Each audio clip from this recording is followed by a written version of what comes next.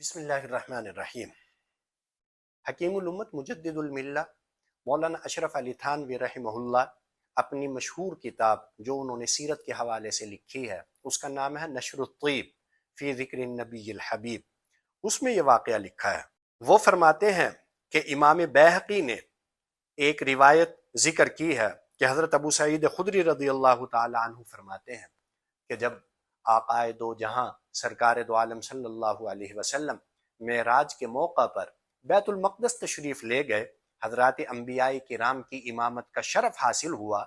حضرات انبیاء کرام علیہ السلام سے ملاقات ہوئی، تو اس موقع پر کچھ انبیاء کرام نے تقریریں بھی ارشاد فرمائی۔ جیسے ہمارے ہاں جلسہ ہوتا ہے، کسی کی تکریم کی جاتی ہے، کسی کو عزت دی جاتی ہے، جلسے کا اہتمام کیا جاتا ہے، کچھ حضرات سپاس نامہ پیش کرتے ہیں، کچھ حضرات ویلکم کہتے ہیں، مرحبا کہتے ہیں، خوش آمدید کہتے ہیں، جی آیا نو کہتے ہیں، کچھ حضرات جو ہیں وہ اعزاز میں تقریریں کرتے ہیں۔ تو سرکار دو عالم صلی اللہ علیہ وسلم کے اعزاز میں بھی تقریریں کی گئی، لیکن یہ چونکہ حضرات انبیاء کرام علیہ السلام تھے، اس لیے انہوں نے جو تقریریں ارشاد فرمائی وہ تمام کی تمام اللہ رب العالمین کی حمد و ثنا کے اوپر مشتمل تھی۔ ہر ایک پیغمبر نے اللہ کی حمد و ثنا بیان کی، اور اللہ کی حمد و ثنا کے ساتھ جو اللہ تعالیٰ نے انہیں نعمتیں عطا فرمائی جنہیں معجزہ کہا جاتا ہے، ان معجزات پر اللہ تعالیٰ کا شکر ادا کیا۔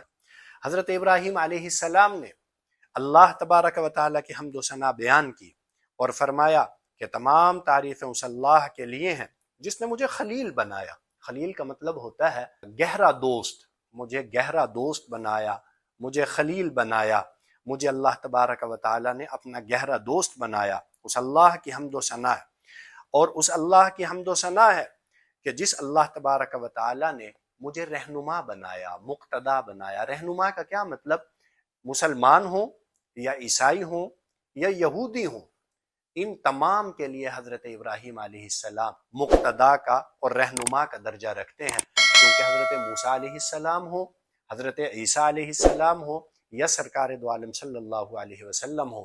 تینوں حضرات جو ہیں وہ حضرت ابراہیم علیہ السلام کی اولاد میں سے ہیں۔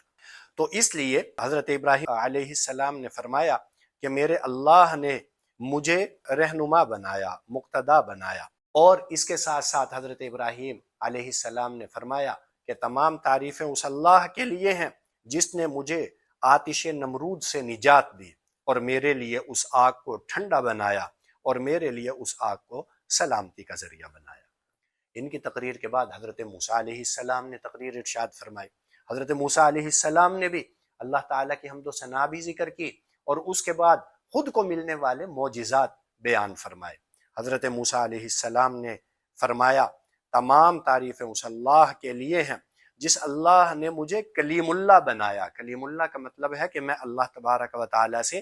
باتیں کیا کرتا تھا۔ اور پھر فرمایا تمام تعریفیں اس اللہ کے لیے ہیں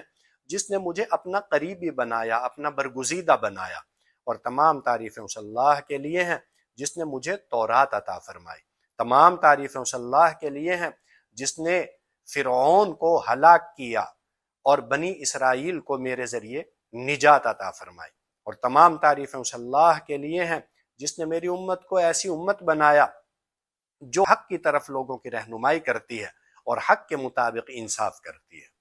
یہ حضرت موسیٰ علیہ السلام نے تقریر ارشاد فرمائی اور خود کو ملنے والے معجزات بیان فرمائے۔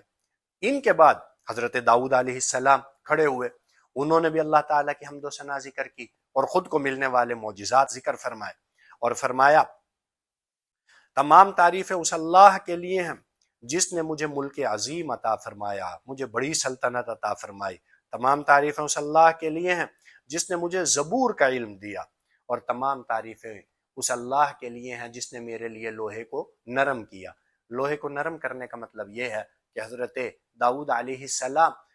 لوہے کو، جیسے بھٹی میں لوہا نرم ہو جاتا ہے نا، حضرت داؤد علیہ السلام کے لیے لوہا نرم ہو گیا تھا۔ حضرت داؤد علیہ السلام اس سے زرہیں وغیرہ بنایا کرتے تھے۔ تو حضرت داؤد علیہ السلام نے اس پر بھی اللہ تعالیٰ کی حمد و ثنا بیان کی، اور حضرت داؤد علیہ السلام نے پھر فرمایا تمام تعریفیں اس اللہ کے لیے ہیں جس نے میرے لیے پہاڑوں کو مسخر کیا کہ وہ میرے ساتھ اللہ کی تسبیح بیان کرتے ہیں، میرے لیے پرندوں کو مسخر کیا کہ وہ میرے ساتھ اللہ کی تسبیح بیان کرتے ہیں۔ اور پھر فرمایا تمام تعریفیں اس اللہ کے لیے ہیں جس نے مجھے حکمت عطا فرمائی، اور تمام تعریفیں اس اللہ کے لیے ہیں جس نے مجھے بہترین تقریر کرنے کا ملکہ عطا فرمایا۔ یہ حضرت داؤد علیہ السلام نے اللہ تبارک و تعالیٰ کی تعریفات بیان فرمائی اور خود کو ملنے والے معجزات ذکر کیے۔ پھر حضرت سلیمان علیہ السلام نے اللہ تبارک و تعالیٰ کی حمد و ثنا ذکر کی اور خود کو ملنے والے معجزات ذکر کیے۔ حضرت سلیمان علیہ السلام نے فرمایا تمام تعریفیں اس اللہ کے لیے ہیں جس نے میرے لیے ہوا کو مسخر کیا،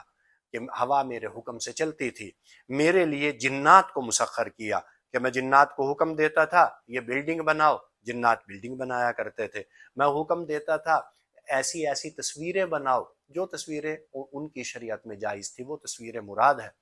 ایسی ایسی تصویریں بناؤ، وہ تصویریں بنایا کرتے تھے۔ اور فرمایا کہ تمام تعریفیں اس اللہ کے لیے ہیں جس نے مجھے پرندوں کی زبان کو سمجھنے کی توفیق عطا فرمائی، کہ پرندے جب گفتگو کرتے تھے، بولتے تھے، تو مجھے علم ہو جاتا تھا وہ کیا باتیں کر رہے ہیں۔ اور حضرت سلیمان علیہ السلام نے پھر فرمایا تمام تعریفیں اس اللہ کے لیے ہیں جس نے میرے لیے جنات کے، انسان کے اور پرندوں کے لشکروں کو مسخر کیا، اور مجھے ایسی سلطنت عطا فرمائی جو میرے بعد کسی کو نہیں ملے گی، اور مجھے ایسی سلطنت عطا فرمائی جس کے متعلق مجھ سے حساب بھی نہیں لیا جائے گا۔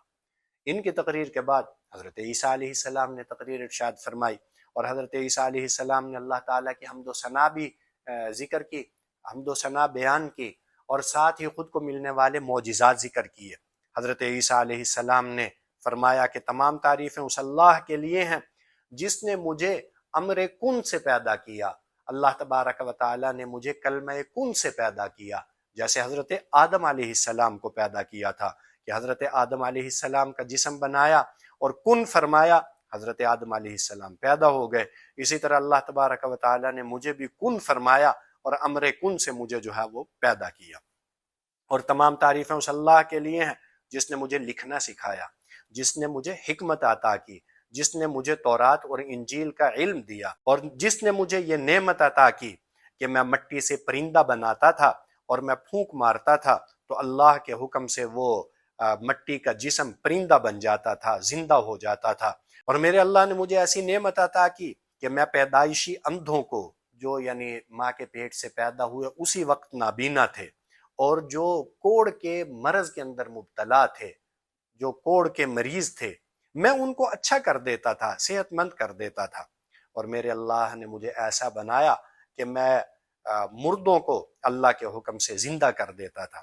اور مجھے میرے اللہ نے ایسا بنایا کہ مجھے اور میری والدہ کو شیطان سے محفوظ رکھا کہ شیطان کا ہمارے اوپر کوئی قابو نہیں چلتا تھا۔ یہ تمام انبیاء کرام علیہم الصلاۃ والسلام نے اللہ تبارک و تعالیٰ کی حمد و ثنا ذکر کی، اور اس کے بعد خود کو ملنے والے معجزات ذکر کیے، اور ان معجزات پر اللہ تبارک و تعالیٰ کا شکر بھی ادا کیا اور اللہ تبارک و تعالیٰ کی تعریف بھی کی۔ تو سرکار دو عالم صلی اللہ علیہ وسلم کی بھی پھر باری آ گئی، تو آپ صلی اللہ علیہ وسلم نے بھی تقریر ارشاد فرمائی، اور اس میں اللہ تبارک و تعالیٰ کی حمد و ثنا بیان کی، اللہ تعالیٰ کا شکر ادا کیا، اور خود کو ملنے والی نعمتیں ذکر کی۔ چنانچہ سرکار دو عالم صلی اللہ علیہ وسلم نے ارشاد